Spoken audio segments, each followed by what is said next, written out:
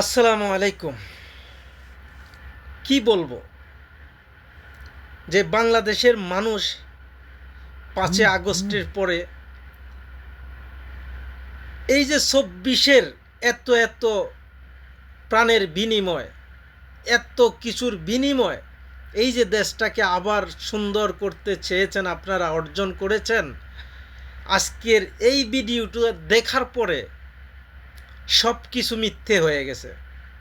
যে এত এত আত্মহত্যা, এত পঙ্গুত্ব, এত মানুষের ক্ষয়ক্ষতি, এত জানমালের ক্ষয়ক্ষতি আগস্টের পরে 24-এর সেই অর্জন আমার মনে হয় পুরাটাই মিথ্যে, পুরাটাই বৃথা হয়ে গেল। মানে কোনো স্বাভাবিক ব্যক্তি এই ভিডিওটা দেখার পরে সেই স্বাভাবিক থাকতে পারবে কি না? আমি ভিডিওটা পুরা দেখি নাই, আমি দেখতে পারি নাই। কারণ যখন পাথর উঁচা করে তার গায়ে এভাবে নিক্ষেপ করা হচ্ছে, আমার তো মনে হয় যে আমার জীবন দশায় আমি কখনো এইরকম বর্বরতা দেখিনি। যারা 17 বছর এই দেশটাকে শাসন করেছে, আমরা যাদেরকে স্বৈরাচার বলছি, আমার তো মনে হয় না তারা গত 17 বছরে এমন কোনো রেকর্ড তাদের ভান্ডারে আছে বলি। পৃথিবীর ইতিহাসে কোথাও দেখা যায়নি এটা, এই বর্বরতা। আমার মনে হয় না এটা ইসরায়েল ফিলিস্তিনের সাথে এরকম বর্বরতা করছে, আমার মনে হয় না।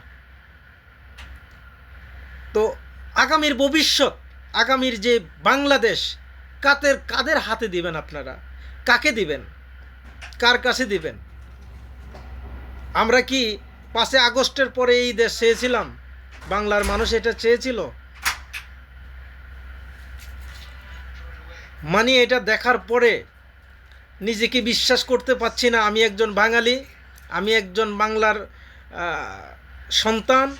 লজ্জিত, ছি। আমি বাংলাদেশের একজন নাগরিক হিসাবে পরিচয় দিতে নিজেকে লজ্জাবোধ করছি। আমরা আগে ভালো ছিলাম। একটা কথা পরিশেষে বলতে চাই, আগামীর নির্বাচন, আগামীর যে আপনার যে মূল্যবান ভোটটা দিবেন, ভেবে চিনতে দিবেন। কাকে দিচ্ছেন, কার হাতে বাংলাদেশকে তুলে দিচ্ছেন, সিদ্ধান্ত আপনার।